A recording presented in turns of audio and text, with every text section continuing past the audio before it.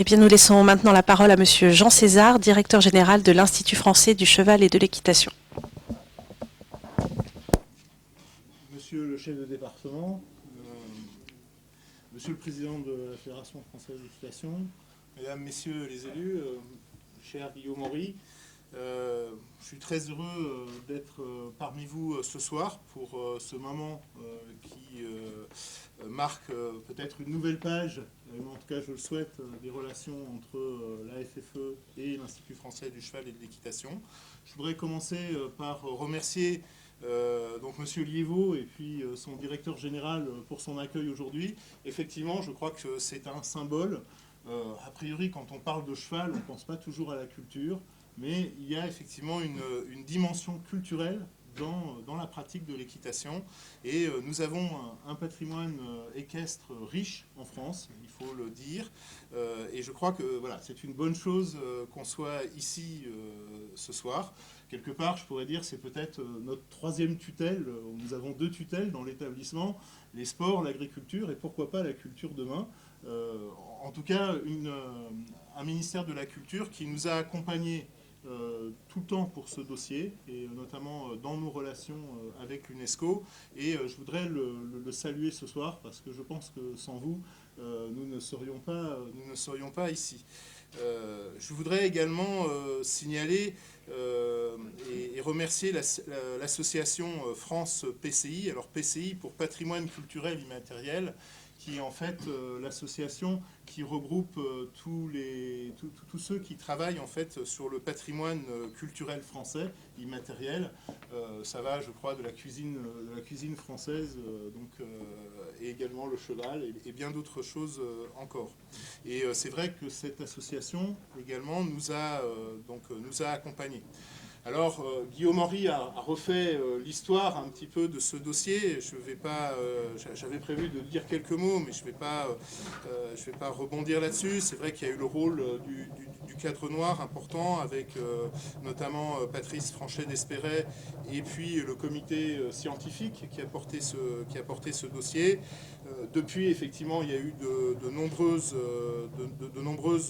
manifestations organisées ensemble. Et effectivement, vous avez parlé des rencontres de l'équitation de tradition française, qui ont été d'ailleurs organisées en partenariat déjà avec la FFE. Donc même avant la convention, il y avait déjà du travail qui avait été fait conjointement avec la FFE. Côté cadre noir, moi je voudrais peut-être signaler notamment la rénovation des galas, parce que c'est vrai que c'est une façon très concrète de montrer finalement au grand public et puis à tous les passionnés d'équitation d'avoir une démonstration vivante des savoirs de cette équitation de tradition française. Mais l'équitation de tradition française, ce n'est pas que le cadre noir, c'est des communautés vivantes. Je crois que ça, c'est un principe important du dossier à l'UNESCO. Des communautés vivantes qui vont bien au-delà d'ailleurs du cercle français. On pourrait parler historiquement du rôle joué par Nuno Oliveira, par Bettina Drummond, par George Morris, donc des gens qui sont des défenseurs de l'équitation française, et puis aussi du rôle joué tous les jours par les clubs, par les pratiquants, la Fédération française équestre. Moi, je suis un équitant, et l'équitation de tradition française, je l'ai apprise dans mon club.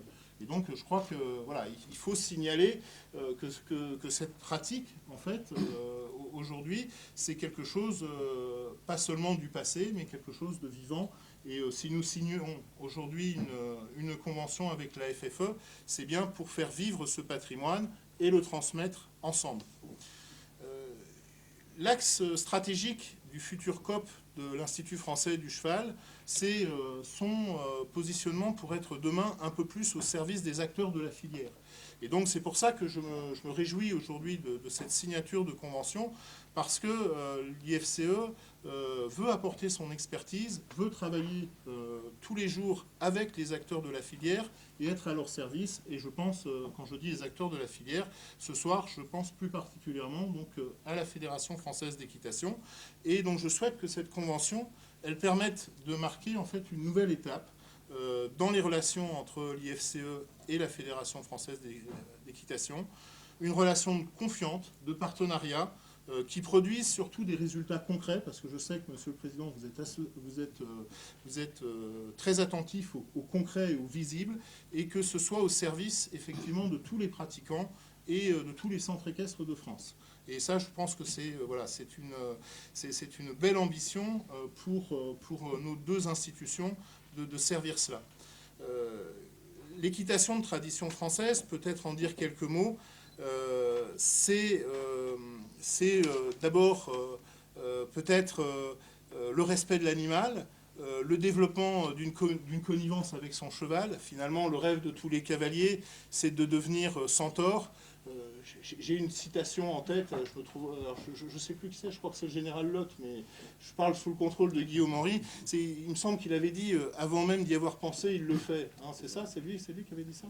Voilà, et donc quelque part, ça traduit un peu cet esprit qu'ont tous les cavaliers de pouvoir faire qu'un avec leur monture et d'être voilà, dans cette relation de connivence. C'est aussi une certaine sobriété, une élégance dans la matière de monter à cheval, tout en conservant l'efficacité et la performance. Et c'est pour ça que l'équitation de tradition française, elle a tout à fait sa place aujourd'hui dans la pratique sportive, parce que c'est tout cela en même temps, et c'est tout cela que nous voulons promouvoir.